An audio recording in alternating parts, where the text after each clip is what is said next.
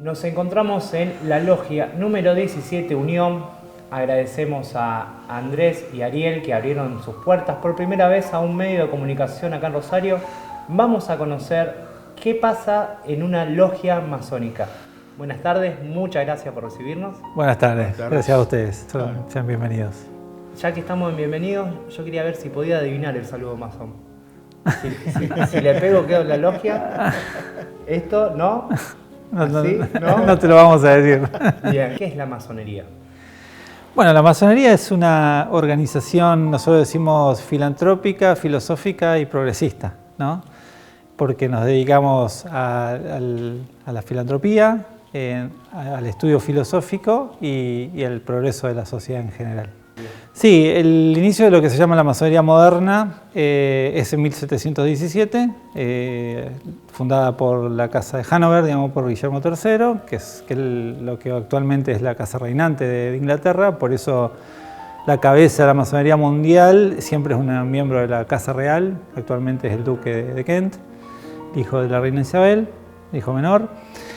Pero la masonería, los orígenes de la masonería evocan a muchísimos siglos antes. No hay una fecha cierta de inicio de la masonería. Comenzó con las logias de canteros, ¿no? De constructores, que después fueron tomando diferentes elementos de las matemáticas, la geometría, el estudio de diferentes ciencias de la arquitectura clásica, por ejemplo, para desarrollar cada vez construcciones y catedrales más sofisticadas, ¿no? Y de a poco fueron incorporando diferentes elementos filosóficos de diferentes culturas, y de a poquito, con el pasar de los siglos, se fue generando un trabajo más filosófico, al punto de que en algún momento empezaron a aceptar miembros que ya no eran del ámbito de la construcción, lo que se llaman los masones aceptados. Y en algún momento de la historia pasamos a ser principalmente especulativos, como llamamos nosotros, o sea, más dedicados al saber, y dejando un poco la parte de la construcción como elemento simbólico, digamos. Bien, permiso. ¿Se puede tocar Sí, acá? por favor. Acá tenemos los elementos clásicos de la construcción. Eran constructores de templos de diferentes religiones, ¿no? En el antiguo Egipto viene como... Sí, se dice que eran los constructores de las catedrales, que la Iglesia Católica los contrató para hacer las grandes catedrales que siguen en pie hasta hoy. Y bueno, las leyendas hablan también de tiempos anteriores que han participado en otros tipos de tareas, ¿no? Y toman los cálculos matemáticos, la numerología, no sé, se me cruzan cosas como Fibonacci. No sé, ¿tiene algo que ver? Sí, todos esos matemáticos famosos, digamos, eminentes de la historia han sido masones, ¿no? Y han estudiado, como Newton, como Robert Hooke, como Laplace, bueno, todos esos fueron los primeros masones aceptados, digamos, que se dedicaron a profundizar los estudios en términos de matemática y geometría y todo eso. Vos me comentaste, sos ingeniero. Yo soy ingeniero, sí. ¿Qué significan los números?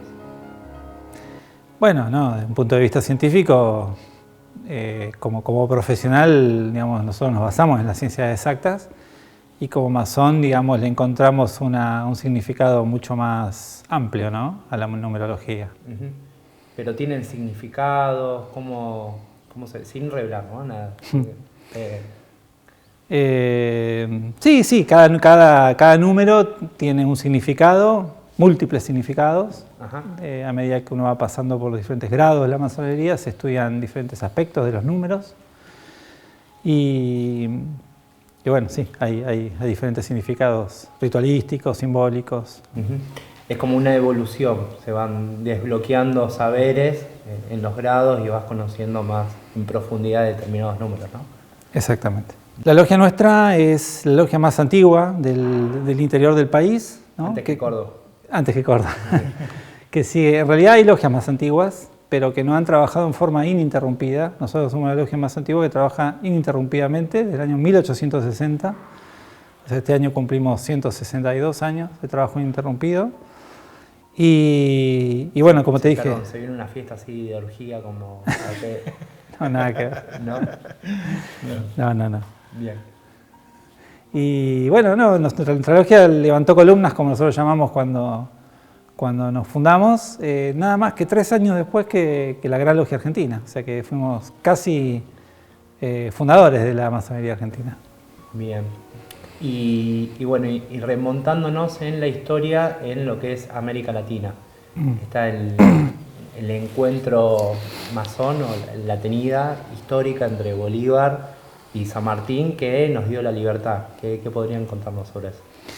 Bueno, esa reunión desde el punto de vista masónico se detalla muy bien en un libro que escribió Mariano Hamilton hace poco, llamado Masones Argentinos, donde explica él, y se basa en documentación que ha ido estudiando, en el cual explica que en realidad esa reunión de Simón y San Martín y Bolívar, que eran 2 masones, que ocurrió en la ciudad de Guayaquil, fue en realidad una tenida masónica, ¿no es cierto?, de la logia, si no mal no recuerdo, Estrella de Guayaquil, en donde en esa reunión se decidió un poco toda la estrategia que se iba a seguir para lograr la liberación del continente americano, que después fue lo que se terminó realizando, digamos. ¿Y San Martín qué tan activo estaba dentro de las logias? ¿Qué se sabe de eso? Bueno, San Martín fue iniciado en España, en la logia de Cádiz, y ya en nuestras tierras, junto a otros patriotas, fundan lo que fue la primera logia de nuestro suelo, que fue la logia Lautaro, que fue mucho anterior a la institucionalización de la masonería en Argentina, estamos hablando de 1700 y pico, y que eran casi logias operativas que se dedicaban justamente a temas que tenían que ver con la independencia, con la construcción de las naciones, ¿no? Nosotros por eso lo llamamos nuestro primer iniciado, como es nosotros lo tenemos como ahí está en el busto, como nuestro gran iniciado, nuestro primer masón, digamos. En concordancia con el feriado nacional, todos los años se hacen celebraciones especiales en todo el país en honor al general San Martín. ¿Alguna anécdota, algo que puedan contar de San Martín? A mí porque me encanta esto. Anécdota. No sé. No, como anécdota no, pero bueno, sí, te puedo contar algo. En realidad San Martín, viste que los restos de San Martín reposan en la Catedral Metropolitana, todo el mundo lo sabe, pero en realidad no están adentro de la catedral, sino están en un patio trasero. Ahí va. Y eso es porque como masón estaba excomulgado de la Iglesia Católica, entonces la Iglesia no permitió que sus restos, cuando fueron repatriados, porque él fallece en Francia, cuando fueron repatriados a Argentina, fueron depositados en un lugar especial colocado fuera de la catedral. Bien. Bueno, me quedó esta intriga de ¿cuántos masones hay en el mundo? ¿7 millones? ¿Una cosa así? Alrededor de 6 millones, ¿no? Sí, alrededor de 6 millones. Sí. Pero estamos repartidos por todo el mundo. Uh-huh. Es más, creo que, no tengo bien presente las estadísticas, pero creo que es Estados Unidos el país con más masones en el mundo. Bien, tienen ciudades claves como Washington DC, ¿no? Y Estados Unidos tiene varias ciudades de una impronta masónica muy fuerte. Y la plaza de Times Square, en teoría, según lo que dice la leyenda, tiene la forma de una simbología masónica en el cual se puede apreciar la escuadra y el compás. Que con el Capitolio y la Casa Blanca forman también una simbología masónica. ¿El triángulo, que es un triángulo perfecto, tiene algún significado que se pueda contar? Sí. Sí, el triángulo es una de las figuras más importantes que tenemos dentro de la masonería porque es la figura perfecta para el desarrollo de los trabajos. Si vos te fijás en el templo, el presidente de la logia está en ese lugar, es un vértice, el vicepresidente de la logia allá y el segundo vicepresidente de la logia de este lado. Uh-huh. Si vos trazás una línea, hace un triángulo perfecto. Igualmente, los tres autoridades que están donde nosotros llamamos Oriente, es decir, el presidente, el secretario y el orador de la logia, también forman un triángulo equilátero. Me genera una duda. Vos sos el actual maestre de esta logia. Soy el actual presidente de la logia. El actual presidente y vos eras el anterior. El anterior, sí. ¿Cómo le ganaste el lugar? No, nosotros elegimos nuestra autoridad democráticamente, por votación de los miembros. Bien, ¿fue una campaña peleada o...? No se hace campaña en ninguna clase de aspecto, sino de que por reglamento, todos los miembros que llegamos a ser maestros tenemos la posibilidad de, si nuestros hermanos nos eligen, presidir la logia. Y estamos un año en funciones. Ajá. Cuando se acerca fin de año, se realizan las elecciones y puede ser de que se reelija al venerable o se elija uno nuevo. ¿Vos querés que se reelija o querés volver a tu mandato? No, yo ya fui 2 veces seguidas, no. No hay reelección. Sí, puede haber elecciones indefinidas, pero en general lo que se trata es que la presidencia vaya rotando a diferentes hermanos según el orden en que vayamos ingresando a la logia, siempre que el hermano pueda, acepte y pueda tomar la responsabilidad, ¿verdad? Bien, o sea, es una base democrática. Sí. Totalmente. Y acá tenemos la Constitución junto a la Biblia. Exacto. En el centro. Es lo que nosotros llamamos las 3 luces de la masonería, son el libro de la ley sagrada, el compás y la escuadra. Y los libros de la ley sagrada nos basamos en la ley sagrada de la religión, que en este caso es la Biblia, y la ley de los hombres, que es la Constitución. Volviendo a la Argentina, ¿cuántos masones hay? Yo no tengo el número exacto. No recuerdo 20.000. bien, pero... 20.000 creo, ¿no? Algo sí de eso, 20.000. 20.000 y viene creciendo el último tiempo. ¿Cómo? Sí, hay un crecimiento sostenido en los últimos tiempos, basado en una estrategia en realidad de comunicación que está llevando adelante la Gran Logia, muy eficiente, a través de redes sociales, de internet. Y la verdad es que se están acercando muchos miembros y además la particularidad es que muchos miembros jóvenes o más jóvenes que antes se están acercando a la masonería. Antes la masonería tenía un promedio de edad bastante más alto y ahora se ven en nuestra logia, por ejemplo, hay miembros de 19 años. Ajá. ¿Desde qué edad pueden? De 18. De 18. Mayor de edad. ¿Y cómo, si están mirando esto y quieren iniciarse, cómo pueden hacer? Antiguamente solamente se ingresaba a la masonería si un masón, o sea, un miembro que ya estaba dentro de la orden, te recomendaba para ingresar.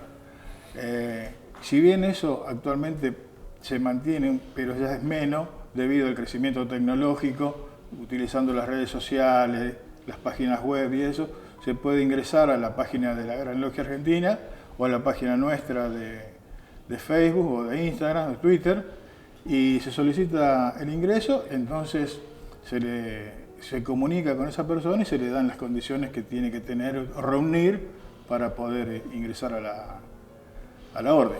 ¿Y cuáles serían esas condiciones? Básicamente son 2. Ser mayor de 18 años y ser lo que nosotros llamamos un hombre libre y de buena costumbre. ¿Qué significamos con que sea un hombre libre? No libre de la libertad ambulatoria, sino libre de pensamiento, que tenga la capacidad de poder asimilar los conocimientos que va a recibir una vez que ingresó a la orden. Y cuando decimos buenas costumbres, que no tenga procesos penales o cosas por el estilo. Esa es la parte difícil. No, pero tenemos la suerte de que, por lo menos en nuestro taller, jamás hemos tenido ninguna caso inconveniente con eso. Bien. Y, digamos, mandan un mail, ustedes Claro, tienen una entrevista. el candidato, como le llamamos nosotros, se comunica, manda un mail, se le hace una serie de preguntas preliminares y después se le hace una serie de entrevistas que la realizan los maestros del taller para darle un panorama de lo que es la masonería y ver, según las respuestas que dé, si da al perfil o no que nosotros seguimos. Eso es importante porque muchas veces algunas personas entran por curiosidad y entonces cuando en esa entrevista se le explica qué es lo que nosotros tratamos de hacer, ven de que a lo mejor no era lo que fantaseaba, quería sí. Y no sigue con el trámite. Ajá. Pero no hay orgía, entonces me voy. No. Bien. Nada de eso. Pero una vez que se realizan esas entrevistas, después se pone a la consideración de la logia los resultados de esa entrevista con los informes que se hacen y si se aprueba, se realiza la ceremonia de iniciación. O sea, es democrático también el ingreso. Los mismos miembros de la logia son los que votan si esta persona puede ingresar o no a la masonería. Y no tenés que ser de ninguna religión en especial, ni de estrato social. Para nada, nosotros no somos, no discriminamos por ninguna clase de religión, condición social, etc. Dentro de la masonería vas a tener cristianos, vas a tener ortodoxos, vas a tener agnósticos, vas a tener ateos, vas a tener musulmanes, vas a tener judíos.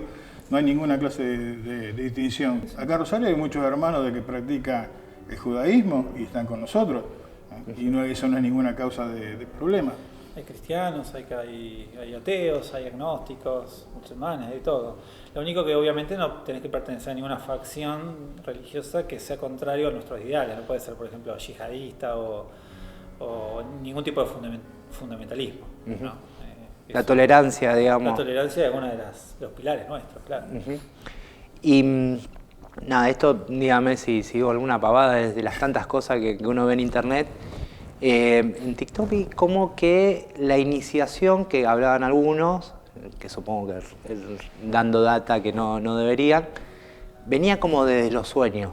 Que había gente como que ya se había iniciado antes de empezar el trámite. No sé si me explico, si estoy diciendo. Sí, no, la iniciación es una ceremonia que se hace acá en este mismo templo, donde se hace recorrer a la persona un camino iniciático y que recorrido el cual pasa a ser masón. Nada que ver con los Simpsons, ese camino que... No, eso no. No le pegaron los magios en esa que le tapan eso los es una ojos. parodia de lo que pasa, pero nada que ver. En sí la ceremonia de iniciación es una especie de teatralización que se hace de lo que va a ser la vida masónica de esa persona, desde que cruza esa puerta hasta que decide irse. Que ese es otro de los mitos de que muchas veces la gente desconoce y dice, no, si vos ingresás a la masonería después no te dejan salir nunca más. No. Acá uno es libre de entrar y es libre de irse cuando lo disponga. Nadie le va a cerrar las puertas ni nada por el estilo. Eso es un mito que estuvo muy arraigado, pero es por desconocimiento, no por otra cosa. Bien, el inicio, ¿hay cuota? Hay una cuota. ¿Hay una cuota? Bien. Que sirve para solventar los gastos. Ajá. Y bueno, entonces cualquiera, nos quedó el tema de las mujeres. En esta logia no hay mujeres, pero en Rosario sí ya hay otras logias con mujeres. Sí, en realidad las logias, en ninguna logia, o sea, las logias son masculinas o femeninas. En Rosario, por ejemplo, somos 10 logias masculinas y hay 2 logias femeninas. Lo que no hay es logias mixtas. En algunas partes del mundo y en Argentina también hay algunas, muy pocas, logias mixtas, pero son consideradas irregulares. La masonería es o masculina o femenina. ¿Masonas? Masonas. Bien. ¿Eso, han discutido de lenguaje inclusivo? Sí, se ha discutido muchas veces en las tenidas sobre los cambios que está habiendo en la sociedad y ayornarnos los masones también a esos cambios, no quedar como piezas de museo de hace 300 años atrás. La sociedad cambia, nosotros tenemos que cambiar con eso, que es parte de la evolución propia que tenemos como ser humano de buscar el progreso. Si no, no seríamos progresistas. Me imagino también discuten temas de actualidad, por ejemplo lo que es la educación del ESI, Exacto. que vi que les trajo problemas acá en Rosario. Sí, todos los temas que afectan a la sociedad y que son claves para la sociedad se discuten dentro de la logia y se fijan posturas, ¿no es cierto? No siempre todos los hermanos coincidimos en nuestras posturas, como por ahí pasó con el aborto legal, pero bueno, se discuten siempre con absoluta tolerancia y se llegan a conclusiones, digamos, mayoritarias, que son después las posiciones que la gran logia aporta, digamos, adopta. ¿Cómo fue el tema del aborto? No, la gran logia oficialmente apoyó el aborto legal, pero se hizo toda una consulta previa a todas las logias del país para ver qué pensábamos los miembros. ¿Y eso lo hicieron público? Sí. Sí. Y que me imagino otros temas como la ecología, no sé, la legalización de la marihuana, temas Todos así. los temas que incumben a la importancia de la sociedad se discuten dentro de una logia. Lo único que no hacemos es hablar de política o de religión, porque son las dos cosas que dividen a la humanidad. Pero no es que no hablamos de política o de religión, sino que no hacemos partidismo. Claro. Es decir, podemos hablar de la situación política del país, pero ningún hermano va a estar defendiendo tal o cual partido político, o podemos hablar de problemas de religión, pero ningún hermano va a hablar defendiendo la fe que profesa. Esa es la diferencia. Con respecto al medio ambiente, el año pasado la masonería impulsó una ley que tuvo que ver con la educación ambiental en todo el país, que fue finalmente aprobada. O sea que y ahora se está discutiendo el tema de los humedales, ley de humedales y todo eso. O sea que es una temática que interesa particularmente a la masonería argentina. No discuten de política ni de religión, de fútbol. Sí, no dentro cuando nosotros estamos en tenida, pero sí cuando pasamos a lo que nosotros llamamos pasos perdidos, que es la sala que contigua acá al templo. Ahí sí es como que nos despojamos de nuestros hábitos masónicos y charlamos cualquier otro tema como cualquier otra persona normal. Desde un punto de vista folclórico igual, tampoco es una discusión. Sí.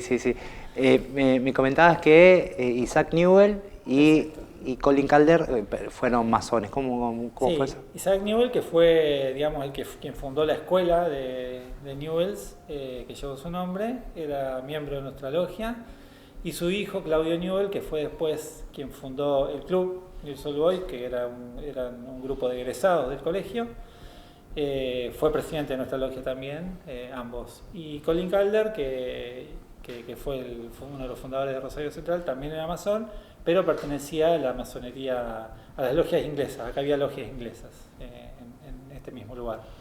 ¿En este espacio? Sí. ¿Que estaban divididas? ¿Tenías? Sí, trabajaban acá mismo, pero eran logias que dependían directamente de la Gran Logia Unida de Inglaterra. ¿Y hablaban en inglés o...? Sí. ¿Sí? No. Sí, además tenemos en la biblioteca tenemos bibliografía de los rituales que tenían y estaban todos en inglés. Ahí va. ¿Y siguen siendo lo mismo o también fueron evolucionando los rituales? No, los rituales se van ayornando de acuerdo a los tiempos que van pasando. Si bien se mantiene una raíz del ritual, pero lo que cambia son frases o oraciones, no cambia en sí la esencia misma del ritual. En Argentina se trabaja principalmente bajo el ritual escocés antiguo y aceptado, que es el que trabajan casi todas las logias del país, no todas, pero casi todas. Y ese mismo ritual va sufriendo modificaciones menores. Nosotros trabajamos con la última versión que se aprobó del ritual, que es del año 1963. Algunas logias trabajan con la versión anterior, que es de 1949, pero es el mismo ritual que va teniendo cambios diversos. Bien. Tema, me quedó pendiente hablar de la batalla de Pavón. La batalla de Pavón.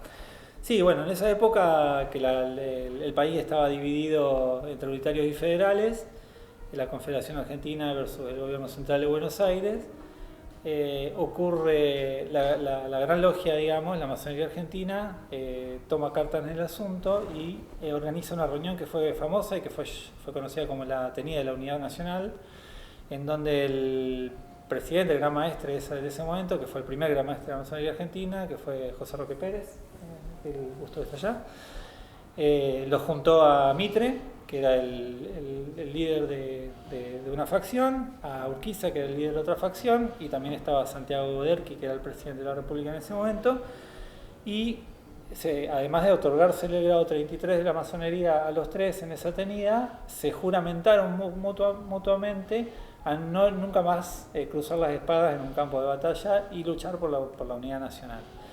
Entonces lo que ocurre en la batalla de Pavón, que fue posterior a eso, que ya en el campo de batalla, con Urquiza a un lado y Mitre de otro, Urquiza con toda la fuerza militar como para ganar fácilmente la batalla, en una decisión que hasta el día de hoy los historiadores se preguntan qué pasó, decide poner las armas y retirarse, y le da la batalla ganada a Mitre. Y la razón de eso, en realidad para nosotros no es ningún secreto, y es que lo que decide Urquiza fue honrar la palabra, el juramento que hizo en esa tenida y no cruzarse en batalla con Mitre, y le deja la batalla ganada. Y eso, en cierta forma, termina de configurar lo que es la Argentina de hoy, con un poder central en Buenos Aires, ¿no? Y digamos, se logró la unidad nacional a través de ese acto. Y está las tenidas, no sé si dejan registro, lo que se termina, quedó escrito eso, o sea... Sí, está todo, todas las tenidas tienen un acta, que obviamente es secreta y es para los que asistieron, pero sí está todo registrado. ¿Y por qué, digamos, abandonó y no fue Mitre el que les puso armas? Consideraron en ese momento que lo mejor era eso. Porque si vos lees los libros de historia, la batalla de Pavón, antes de que se ocurra este tema, pasaron como 5 o 6 días donde hubo deliberaciones de ambos lados, y bueno, llegaron a la conclusión de que lo mejor era eso. Y le terminó costando la vida también, ¿no? A Urquiza le terminó costando la vida porque años después se dice que quien lo mandó a matar fue Chacho Peñalosa, que fue uno de sus lugartenientes más importantes, que en un acto de venganza por haber pues, entregado la batalla lo mandó a matar. 14 presidentes. ¿Cómo, por ejemplo? Varios, Avellaneda, Sarmiento, Derqui, que ya lo mencionamos, Urquiza también fue presidente, Mitre, más acá en el tiempo, el último presidente fue Alfonsín. Alfonsín, que se puede contar porque ya falleció. Porque ya falleció y porque ya la Gran Logia Argentina hace muy poquito reveló, digamos, la condición Su condición de masón. ¿Y positivo o no positivo Julio Cobos? Bueno, en ese sentido, como masones nosotros tenemos una obligación de nunca revelar a otro hermano que pertenezca a la logia. Es decir, yo puedo decir abiertamente, sí, yo soy masón, pero nunca puedo decir si alguna otra persona es o no es masón, mientras esté con vida. En este caso, Cobos está con vida, así que no puedo emitir opinión al respecto. Excepto que la persona en cuestión lo haga público. ¿No? Y no sé, esto, Lifchip, Wiener. Lo mismo. Bueno, pero ya no están. Tenés razón. No, de curioso. No, por lo menos, yo por lo menos conocimiento de eso no tengo. Ajá. ¿Y algún famoso de la historia argentina que se pueda contar? Bueno, el autor del poema gauchesco más importante que tiene la Argentina, que el Martín Fierro, José Hernández, hermano nuestro. Ahí va, de Buenos Aires también era. Claro, fue iniciado en Buenos Aires. Sí, hay una gran cantidad. Sí, la forma fácil de ver qué son los masones más importantes de la historia, agarrar y repasar los nombres de todas las logias argentinas, y ahí van a ver los nombres que llevan y te das cuenta que no fue masón y quién no. Sí, y nada, me reía porque hablábamos esto de la numerología, se me cruzó lo de Tesla. Sí. Dije, ¿será masón? Y lo googleé y les quería mostrar, porque esto debe ser algo que ustedes ven día a día. Decía, Tesla, ludópata, alcohólico, feminista, masón, eugenista, comunista y amigo del plagio. Claramente lo escribió un antimasónico. Porque lo pone todo como negativo. Sí, Claro. sí. Aparte, el feminista, como también. Como si fuera algo malo. Sí. En general, todos los grandes pensadores de esa época eran casi todos masones. ¿Y cómo sienten ustedes esta actitud de las fake news, no? Bueno, no terminan...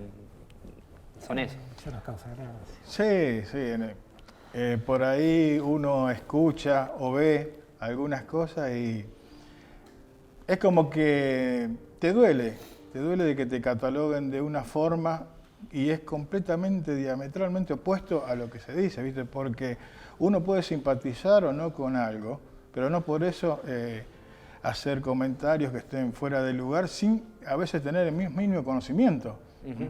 Entonces, como dice acá Andrés, ya estamos curtidos, así que no nos vamos haciendo problemas, pero en el fuero íntimo tenés algo como que te hace ruido, digamos. Y esta nueva estrategia de mostrar también es justamente... Justamente eso que viene desde la Gran Logia, hace unos años que ya está, y esa apertura es justamente para eso, para que vean que somos personas normales como todo el que camina en la calle, no tenemos nada raro, nada fuera de lugar, te mostramos dónde trabajamos, no es una cueva, no es algo tenebroso, no es nada por el estilo.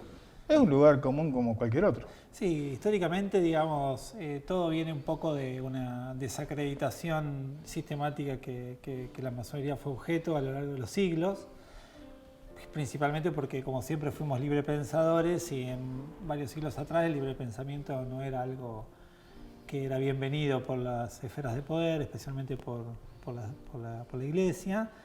Nosotros siempre decimos que la Iglesia tiene un problema con nosotros y nosotros no tenemos ningún problema con la Iglesia. Pero bueno, esa campaña de desacreditación fue lo que fue moldeando históricamente, digamos, este tipo de actitudes para con la masonería. Sí, Claro, porque también se nos acusa de ser una sociedad secreta, algo por el estilo. Nada que ver, nosotros decimos que somos una sociedad discreta, que es completamente diferente. Fue secreta en su momento, pero no por una cuestión de ocultismo, cosa por el estilo, sino de que era tan perseguida la masonería que mataban a sus miembros. Tenemos todas las dictaduras persiguieron a la masonería, todas las dictaduras del mundo.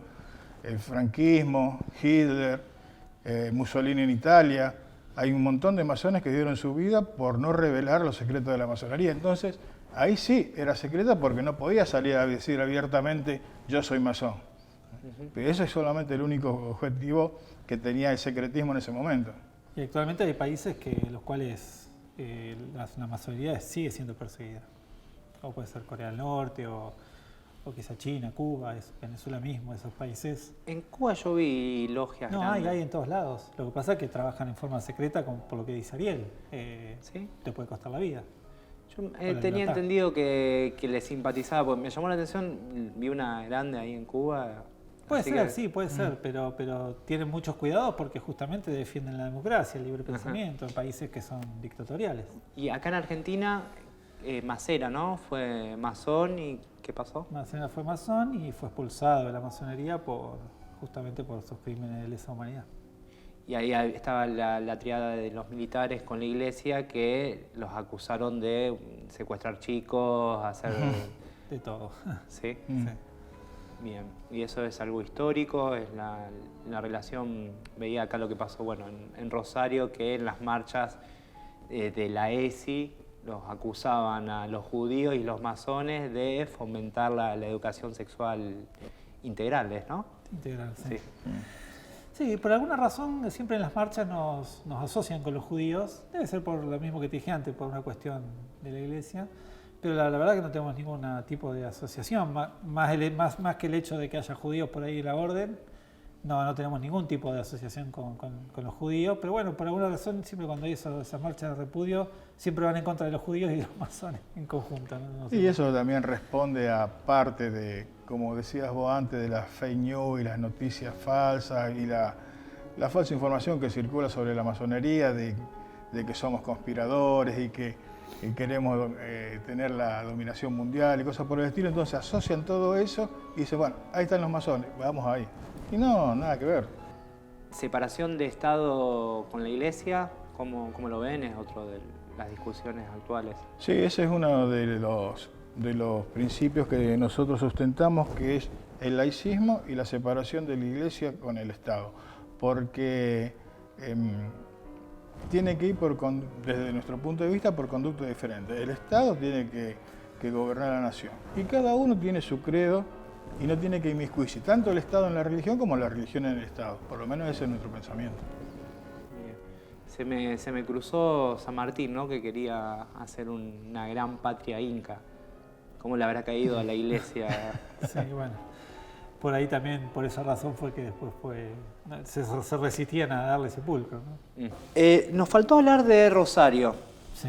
¿Cómo influyó la logia en la transformación de la ciudad, en la transformación también de la cultura, política, la sociedad?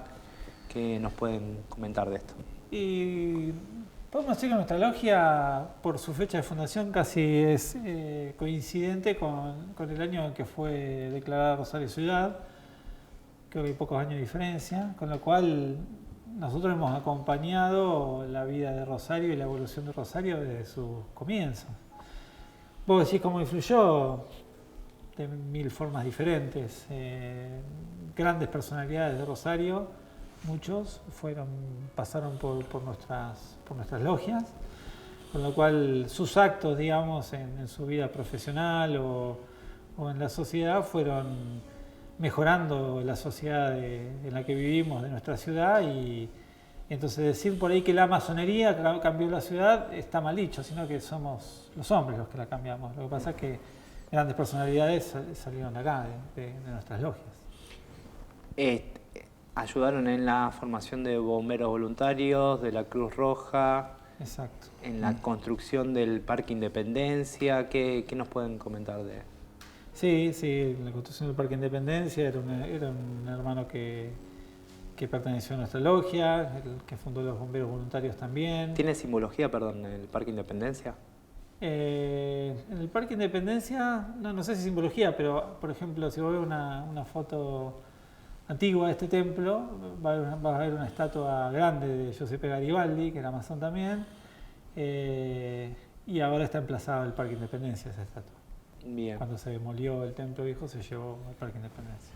¿Fue del masón? Sí, Nicasio Oroño fue un masón de la ciudad de Santa Fe, fue gobernador de la provincia, fue un masón muy activo en diversos temas, fue el impulsor del matrimonio civil y bueno, y por eso recibió múltiples ataques, especialmente de sectores ligados a la Iglesia Católica por ese tema, que después encontró determinado eco en la sociedad y bueno, fue toda una movida que se llamó Abajo los Masones y bueno, así que él fue un masón muy importante y de hecho una de las logias de la ciudad de Santa Fe se llama Nicasio Oroño. Ahí va.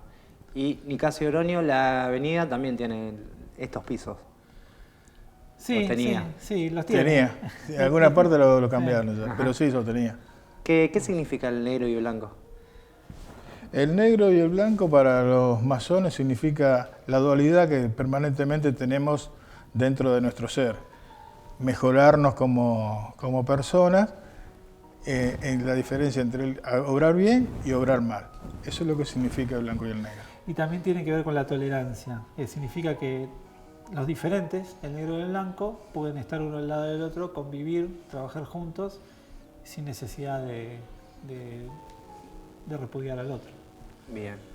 Si les parece, nos sentamos y tenemos unas preguntas que nos estuvieron mandando, que los va a hacer un colega, un periodista que viene ahora, Medina, ¿sí? Ningún problema. Pasamos por allá. Bueno. ¿Sí?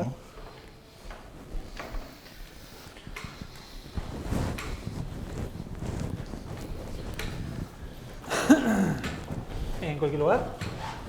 Acá.